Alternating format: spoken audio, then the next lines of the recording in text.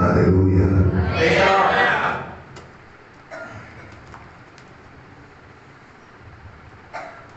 നിങ്ങൾ എല്ലാവരും സന്തോഷത്തിലാണോ?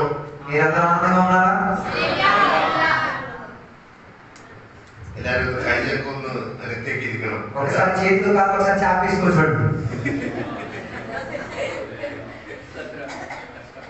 ഞാനിന്ന് വലിയ സന്തോഷത്തിലാണ്.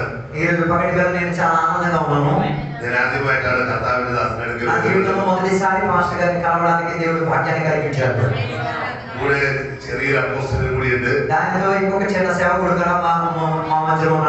നിങ്ങൾക്ക് എല്ലാവർക്കും യേശു കർത്താവിന്റെ നാമത്തിൽ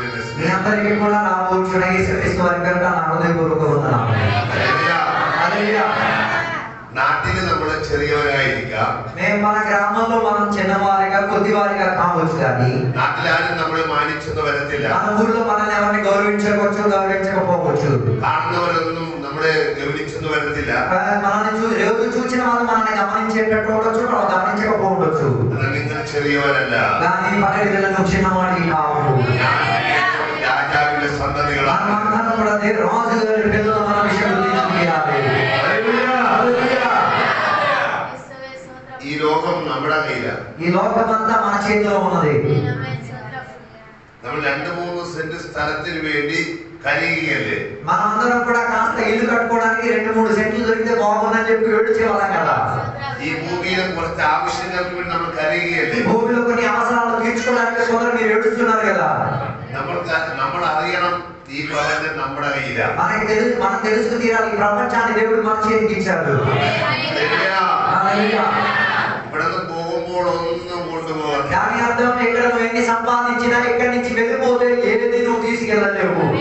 ఈ భూమి ముഴുവനും നമ്മുടേതാണ്. కానీ అయినా కూడా దేవుడి భూమి మొత్తానికి అధికారం దేవుడి చేతికి ఇచ్చాడు. దాని కారణం ఏంటో తెలుసా? ఇది ముഴുവനും సృష్టించబడిన നമ്മുടെ అప్ప. ఇవన్నిటిని సృష్టించిన వాడు నాది మీది నాన్న తండ్రి. హల్లెలూయా. నిങ്ങളെല്ലാവരും మనుషులాണോ? మీరందరూ మనుషులే కదా. మృగాలు ఎవరైనా ఉన్నారా? లేదా మనుషులే కదా. ఇని మనుషులన్నది తిరిగి പറയോ? లేకపోతే మళ్ళీ ప్రార్థన అయిపోయిన తర్వాత నేను మనిషిని కాదు మృగాలని మీరు మళ్ళీ తిరిగి చెప్తారా?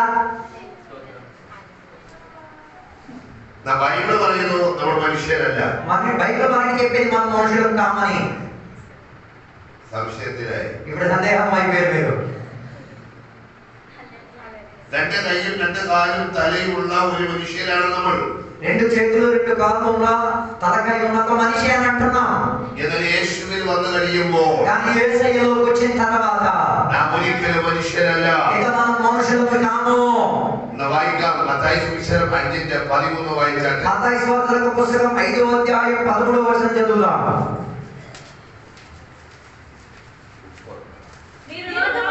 మీరు లోకమునకు ఉప్పై ఉన్నారు.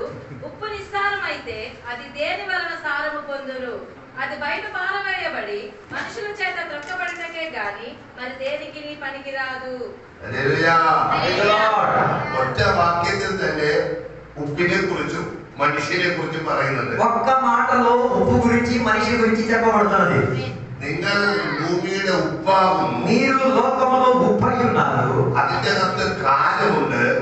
దాని అర్థం దానికి ఏముంది? సత్తు ఉంది. ఆ కాలం నష్టമായി పోయాൽ ఆ సత్తు గాని లేకుండా పోతే അത് പുറത്ത് കളഞ്ഞിട്ട് అది బయటికి తోలివేసి ఇసిరేసి മനുഷ്യൻ ചവിട്ടും. మనుషులు దాన్ని తొక్కేస్తారు. അവ നിങ്ങൾ ആരാണെന്ന് അറിയാമോ? అయితే మనం ఎవరో తెలుసా? ఈ భూమిയുടെ ఉప్పాണ്. ఈ భూమిలో మనం ఉప్పుమే.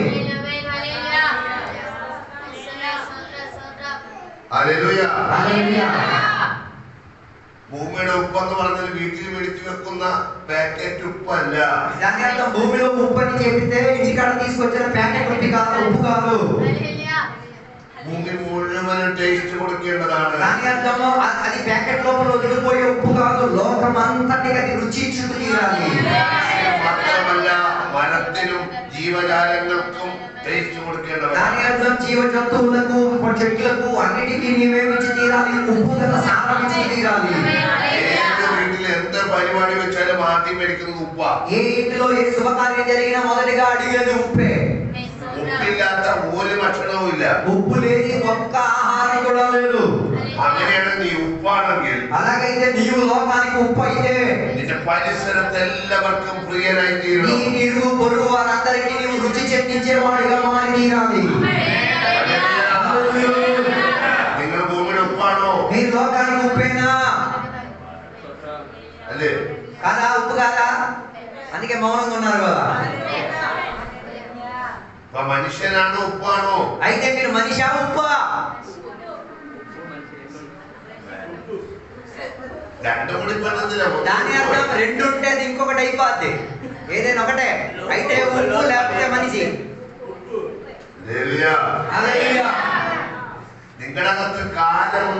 దాని అర్థం ఉప్పుకున్న సత్తువు నీ లోపల ఉంది. అది ఎవరు? సాక్షాత్ యేసుక్రీస్తు వారే. యేసుక్రీస్తు వారు సత్తువుగా నీ హృదయంలో నుంచి బయటకు వస్తే దేని ద్వారా కూడా నేను క్లియర్ చేయడానికి అవ్వదు. అది మనుషులు తొక్కేంతటిగా మారిపోతుంది. నీవు ఎవరినైనా తొక్కేవాడివైతే దాని అర్థం నీలో రుచి తెచ్చించే గుణములు సత్తు లేదు అర్థం. మనుషులను ఉప్పాను. ఈ పగటి వేళ విచారణ చేయండి, నువ్వు మనిషివా ఉప్పువా? ఈ ప్రపంచం നമ്മുടെ కైలా. అందుకే నేను ముందు చెప్పాను, ఈ ప్రపంచం మన చేతిలో ఉన్నదే. అర్థ వాక్యం వాయించండి. దాని తర్వాత చెప్పిన మాట వినండి. మీరు లోకమునకు వెలుగై ఉన్నారు, కొండ మీద నుండి పట్టణము మరుగై ఉండనేరదు. ఆమేన్. హల్లెలూయా. നിങ്ങൾ ലോകത്തിന്റെ വെളിച്ചമാകുന്നു. మీరు లోకానికి వెలుగై ఉన్నారు എന്ന് പറഞ്ഞാൽ നിങ്ങൾക്ക് എന്ത് മനസ്സിലായി? అయితే నీకేం అర్థమైంది? ఈ കാണുന്ന ലൈറ്റ് ആണോ? ఈ కనిపిస్తున్న లైటా? హల్లెలూయా. ఒరిస్సాకి లైట్ കൊടുക്കുന്നവരാണോ? ఒరిస్సాలో లైట్ ఇచ్చే వాళ్ళమా? వెలిగించే వాళ్ళమా? ഇന്ത്യക്ക് ലൈറ്റ് കൊടുക്കുന്നവരാണോ? ఇండియాకి వెలిగించే వాళ్ళమా? హల్లెలూయా. നിങ്ങൾ ലോകത്തിന് വെളിച്ചം കൊടുക്കുന്നവരാ. లోకానికి మీరు వెలిగించిన వారు మీరు. దాని అర్థం లోకమంతటికి వెలుగు మీ లోపల నుంచే వచ్చేది. దాని అర్థం భూమిలో ఉన్న చరాచరాలన్నిటికీ నీవు రుచి ఇచ్చుకు తీరాలి. లోకానికి నువ్వు ఉప్పైతే మిగతావన్నీ కూడా వెలుగుగా మారింది. దానికే నేను చెప్పాను, ప్రపంచం నీ చేతిలో ఉంది. దాని అర్థం మీరు మామూలు వ్యక్తి కాదు, మీరు సాధారణ ప్రజలు కాదు. ఈ రాజ్యాన్ని పరిపాలించే రారాజు వస్తున్నాడు. ఆ రాజు యొక్క పిల్లలమే మనమే. ఈ లోకంలో ఉన్నవన్నీ నీ కొరకు ఉన్నదే. ఈ లోకం మాత్రం కాదు, దేవుని యొక్క సామ్రాజ్యం మొత్తం నీదే. ఫలం కాయకున్న వృక్షమా. అందుకే మీరు ఫలంగా ఇచ్చున్న వృక్షం అని చెప్పబడుతుంది.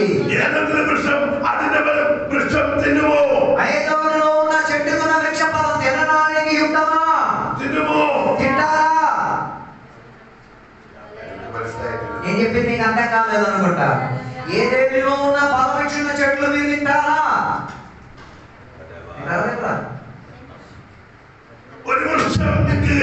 ఒక చెట్టు ఏదైనా ఉంది, ఉదాహరించండి, అది మామిడికాయ చెట్టు మొత్తం నిండుగా మామిడికాయ ఉన్నది. ఆ మామిడికాయ చెట్టు నుంచి మామిడికాయ తింటారా? తింటారా? తింటారా? సందేహం పడిపోయారు. అలాగైతే మీరు ఫలించున్న చెట్టు. దాని అర్థం ఇతరులు నీలో నుంచి ఫలం తినాలి.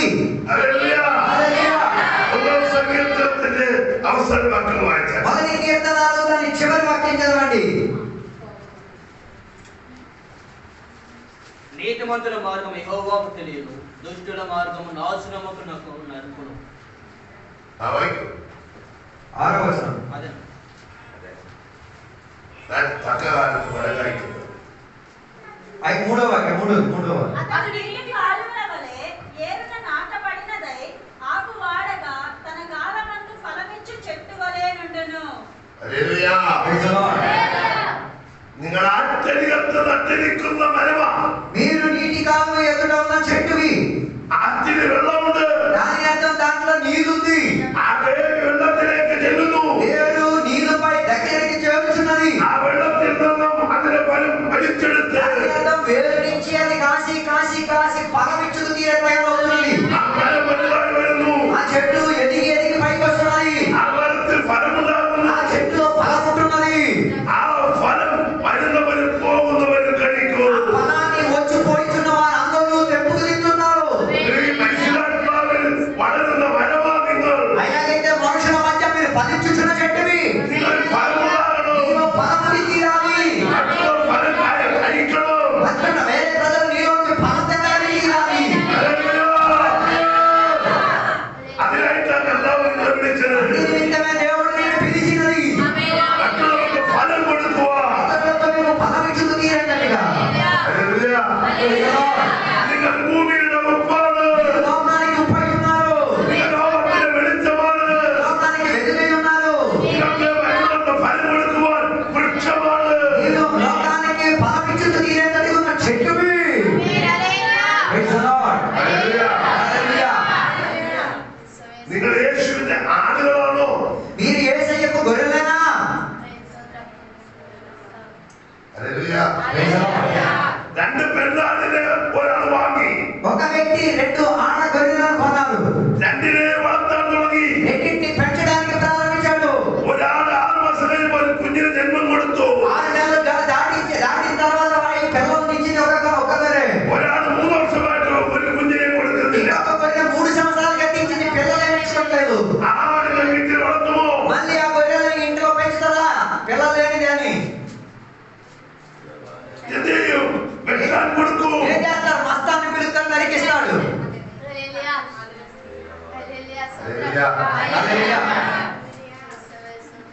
ഓരോ ആടുകളും ഓരോ കുഞ്ഞുങ്ങൾക്ക് ജന്മം കൊടുക്കണം. నువ్వు దేవుని పేరట గొర్రె పిల్లవైతే నువ్వు జన్మనిచ్చుకు తీరాలి. ഈ ലോകത്തിലെ കുഞ്ഞുങ്ങളെ കുറിച്ചല്ല പറയുന്നത്. నేను చెప్పేది లోకంలో సంతాన వాక్యం పొందే విషయంగా నేను మాట్లాడేది. പരിശുദ്ധാത്മാവിൽ നീ ഗർഭം ധരിക്കണം. పరిశుద్ధాత్మ ద్వారా నువ్వు గర్భం ధరించాలి. ഒരാത്മാക്കളെ ജന്മം കൊടുക്കണം. ఒక్కొక్క ఆత్మ నువ్వేం చేయాలి? నీవు గొర్రె పిల్లకి జన్మనిచ్చుకు తీరాలి.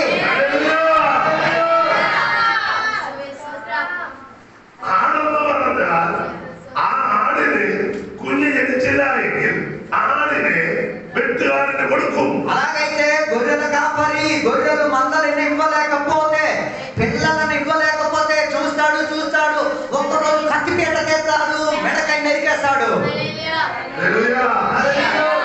അങ്ങനെയാണെങ്കിൽ ഇന്ന് കേൾക്കുന്ന കേൾവി ఎలాగైతే ఈ పగటి వేళ వింటున్న ఈ సందేశము ഇതിലേക്ക് സംഗ്രഹിക്കണം. హృదయంలో దాచుకో.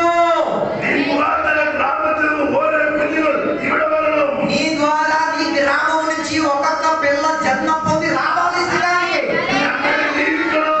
జీవించాలి. సంతాన భాగ్యంగా ഫലമുണ്ടാകണം. నీలో ఫలం ఉండాలి.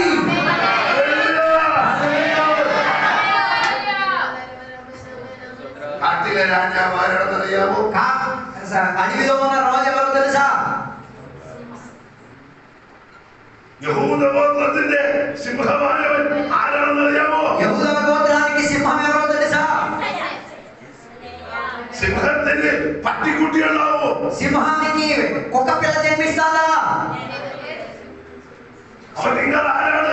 అలాగైతే మీరెవరు? അപ്പൊ നിങ്ങൾ സിംഹക്കുട്ടികളാ. సింహపు పిల్లలు మీరు. സിംഹം ആരെങ്കിലും അടുക്കൽ ചെന്ന് നമ്മൾ ചോദിക്കോ? సింహం ఎవరి దగ్గరికైనా వెళ్ళి ఏడ్చి విలపిస్తుందా?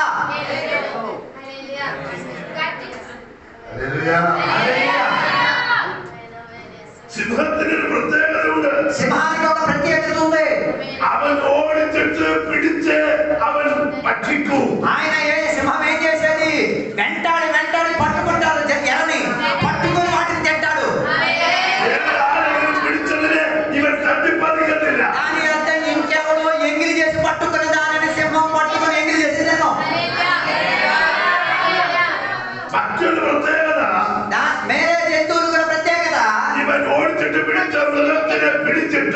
ఏం చేస్తాయి? వేరే ఊరు తిన్న దానిని వేరే ఊరు వేట చేసిన దాన్ని అవి తింటాయి. కానీ సింహాసనం వ్యతిరేకతది అది సొంతంగా వేట చేస్తుంది. దాని ఆహారం అదే తింటది.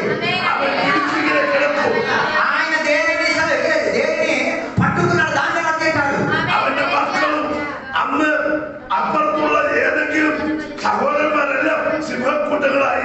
దాని అర్థం ఆయన పట్టుకున్న తర్వాత సింహపు పిల్లలు సింహపు కుటుంబం మొత్తం వస్తుంది వాటిని తినడానికి.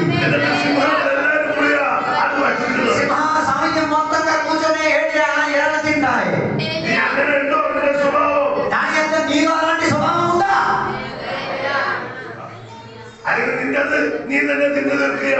లేకపోతే నువ్వు ఒక్కడే ఏడా చేస్తూ నువ్వు ఒక్కడే తింటున్నావా?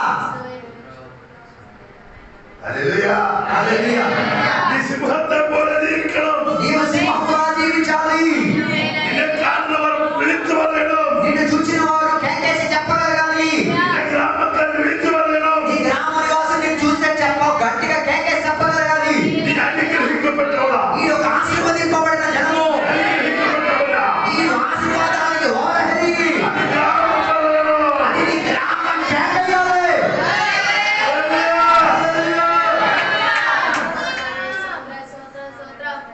ప్రపంచం నిండా కయ్యగా. అందుకే నేను ముందు చెప్పాను, ప్రపంచం నీ చేతిలో ఉన్నది. నీ ప్రార్థించాలి. గ్రామంలో వ్యత్యాసం మరియు నీవు ప్రార్థన చేస్తే నీ ఊరికి తేడా విడుదల వస్తుంది. నీ ప్రార్థించాలి. సమాజ వ్యత్యాసం మరియు నువ్వు ప్రార్థన చేస్తే సంఘానికి విడుదల వస్తుంది. నీ ప్రార్థించాలి. పాస్టర్ వ్యత్యాసం మరియు నువ్వు ప్రార్థన చేస్తే సేవకుడికి రూపాంతరం వస్తుంది. నీ ప్రార్థించాలి. రాజ్యాంగ వ్యత్యాసం మరియు నువ్వు ప్రార్థన చేస్తే దేశానికి మార్పు వస్తుంది.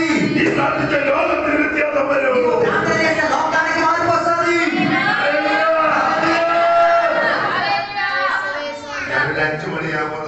నేను 5 గంటల వరకు వాక్య పరిచయం చేస్తాను, 5 గంటలకు అవుతాను. కారణం ఏంటంటే పాస్టర్ నాకు సమయం చెప్పలేదు కాబట్టి నేను ఎలా వెళ్తాను 5 వరకు.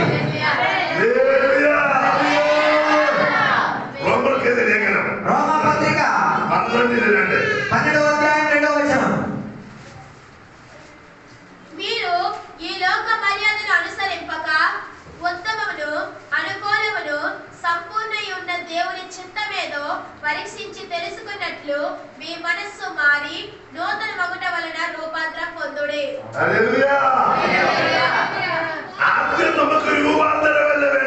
మొదటి మనకి కావాల్సింది రూపాంతరం కాదు. మొదటిగా మనకి మనసు లోపల రూపాంతరం కావాలి. మనసు లోపల రూపాంతరం వస్తేనే మనలో కొత్తదనం రాగలిగింది.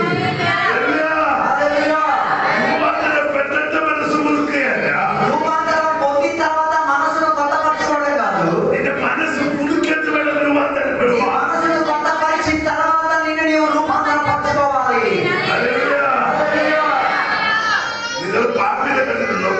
పాముని చూచారా? పాముకి కూడా కాసు ఉన్నది, తనలో ఒక మార్పు జరగాలని. కొన్ని సంవత్సరాలు గతించిన తర్వాత ఈ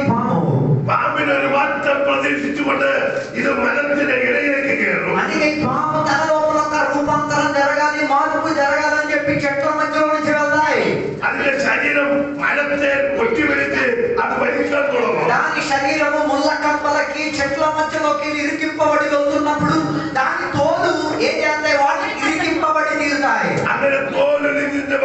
అలాగే ఈ ప్రయాణం వచ్చిన దాని చర్మము ఊడి ఏమై తీరుతున్నది? నవీనతై వెళ్తుంటది.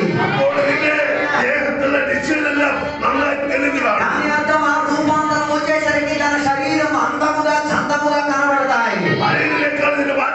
దాని అర్థం పాత దానికన్నా నవీనత వాటికి వచ్చింది. బయట రూపాంతరం అయింది తప్ప లోపల నుంచి వచ్చిన కాటింపులో ఏం రాలేదు, మార్పు రాలేదు. నేటికి విషమే వస్తుంది, ఆనాటికి విషమే వస్తుంది. బయట నీకు రూపాంతరం వచ్చింది బాగానే ఉంది, లోపల రాత్రి పగల మార్పు రాలేదు.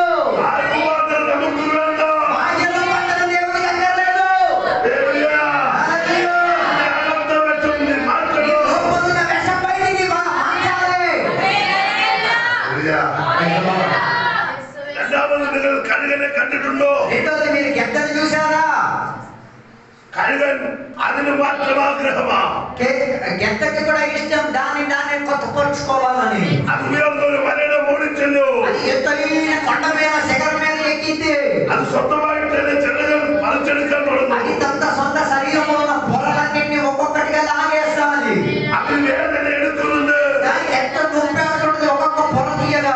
అది మార్చం వేణు. అయినా దానికి ఏం కావాలి? మార్పు కావాలి. పరీక్షలు തുടങ്ങി. ఒక్కొక్క పొరని ఈడ్చి లాగుతాది. మాంసത്തിൽ തൂവലില്ലാതെയായി. చివరికి ఒక మాంసం మొత్తగా మొత్తం గాయమై పొరలన్నీ పీకేసిన ఒక బొచ్చెలేని ఒక పక్షిగా మారింది. అది పరీక్ష തുടങ്ങിയ సమయం മുതൽ എങ്ങും പോകാൻ കഴിഞ്ഞിട്ടില്ല. అయితే ఈ పరివేశం జరిగేటప్పుడు ఇంకెంత ఎక్కడికి వెళ్ళవు. చిరలు വരുന്നത് വരെ ഇതിനൊന്നും ഭക്ഷിക്കാൻ കഴിഞ്ഞിട്ടില്ല. అయితే కొన్ని రోజుల వరకు ఏమి తినకుండా ఏకాంతంగా ఉంటది. అది వెనబడకియ అది రూపాంతరത്തിന് అది తన జీవితాన్ని మార్చుకోవడానికి ప్రయత్నపడుతున్నది. కొన్ని రోజులు దాటిన తర్వాత പുതിയ തൂവലുകൾ വന്നു. దాని లోపలికి కొత్త ఎంట్రికలు రావడం ప్రారంభించింది. అది శక్తి తెచ్చుకోవడానికి ప్రారంభించింది.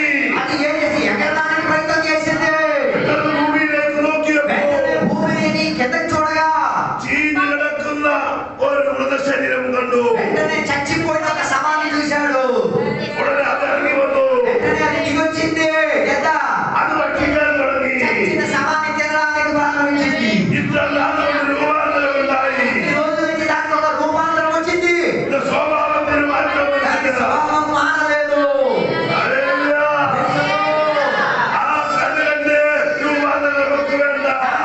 ఎంతకున్న రూపాంతరం పనికిరాని రూపాంతరము.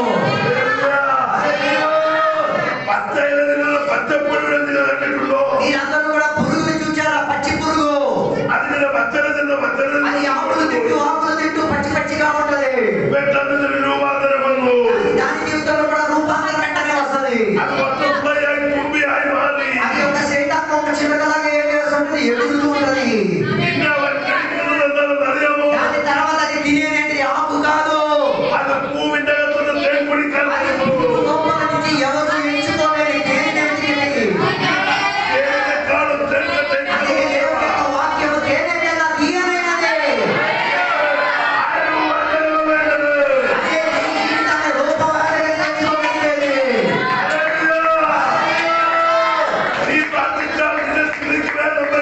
అందు నువ్వు ప్రార్థన చేస్తే నీ స్థితిగతికి మార్పు వస్తుంది. హల్లెలూయా.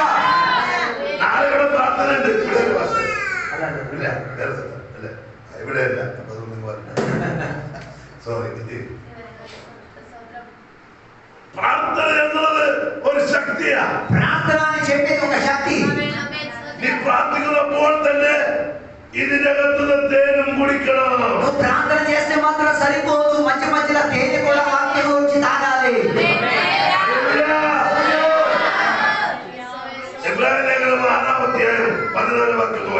ఎబ్రీ పత్రిక 6వ అధ్యాయం 11వ వచనం చదవండి.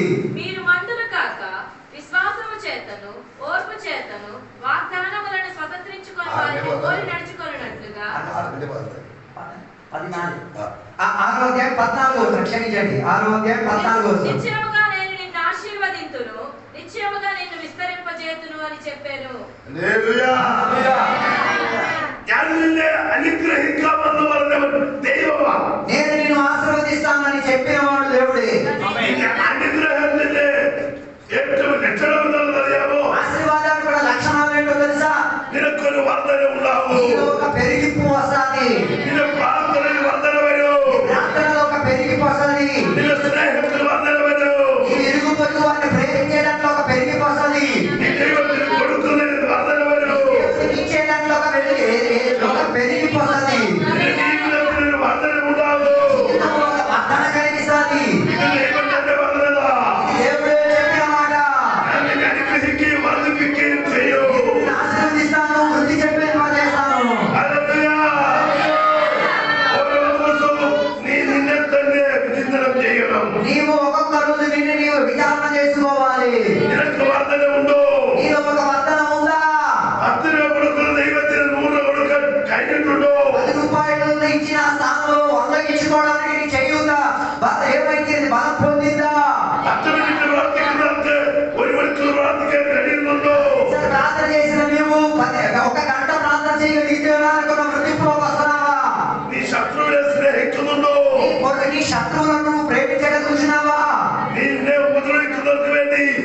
ఏదైనా చేయునుందో నిన్ను సతాయించిన వారి కొరకు నువ్వేమైనా మేలు చేయగలుగుతున్నావా? నిన్ను ఉపద్రవించున్నవరకు వెళ్ళి ప్రార్థించను. నిన్ను దండించి బాధ పెట్టిన వారి పట్ల నువ్వు ప్రార్థన చేస్తున్నావా?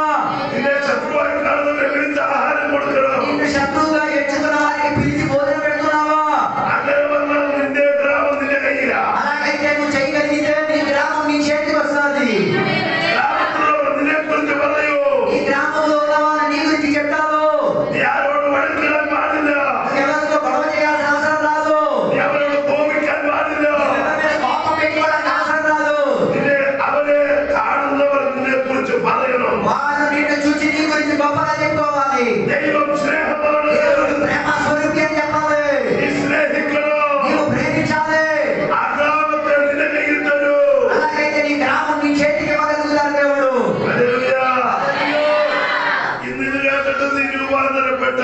ఈ రోజు నీ వాక్యం నీ రూపాంతరం పొందితే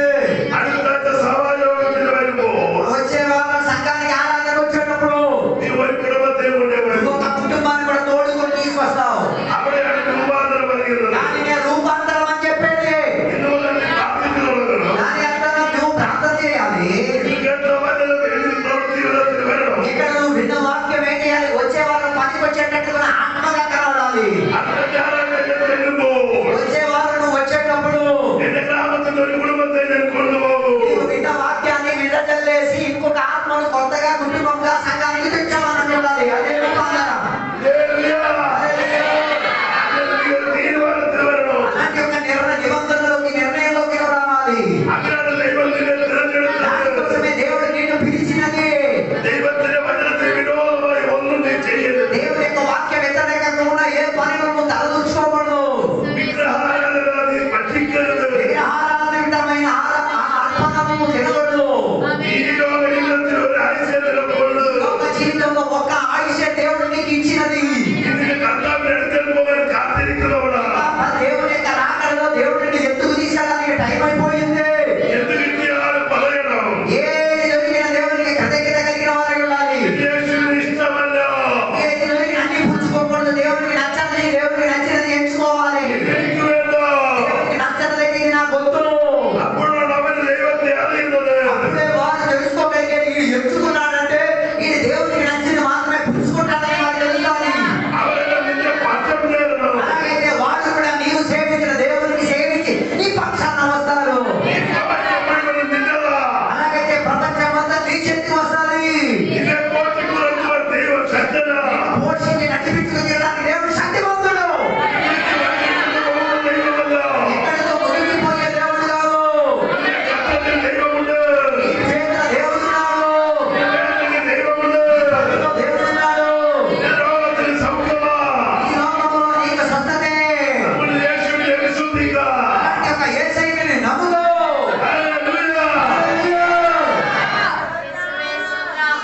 നിങ്ങളെല്ലാവരും മനുഷ്യരാണോ? మీరందరూ ఇప్పుడు మనుషులా? ആണോ? మీరందరూ మీరు మనుషులా? మళ్ళీ సందేహం వచ్చేసింది. మీరందరూ మనుషులా? നിങ്ങൾ ഭൂമിയില്, మీరు లోకానికి, നിങ്ങൾ ലോകത്തിന്റെ, మీరు లోకానికి, നിങ്ങൾ ഫലം കൊടുക്കുന്നു. మీరు ఫలమిచ్చుచున్న, നിങ്ങൾ ദൈവത്തിന്റെ ആടുകൾ, మీరు దేవుని యొక్క గొర్రెలు, നിങ്ങൾ സിംഹത്തിന്റെ കുട്ടികൾ. మీరు సింహపు పిల్లలు. അപ്പൊ നിങ്ങൾ മനുഷ്യരാണോ? అలాగైతే ఇప్పుడు చెప్పండి, మీరు మనుషులా?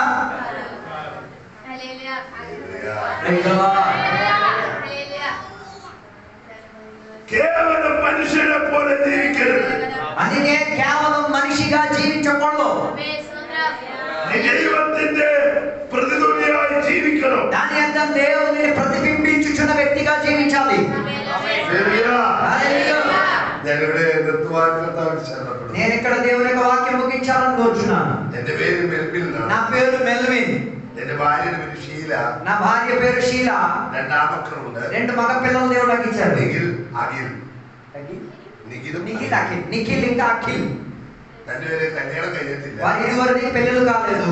നിങ്ങൾ എന്റെ മക്കൾക്ക് വേണ്ടി പ്രാർത്ഥിക്കണം. మీరు నా పిల్లల కొరకు ప్రార్థన చేయాలి. എന്റെ മക്കൾക്ക് വേണ്ടി പ്രാർത്ഥിക്കുമ്പോൾ നിങ്ങളുടെ കല്യാണം നടക്കും. నా పిల్లల కోసం ప్రార్థన చేస్తే మీ పిల్లల వివాహం జరిగిపోతుంది.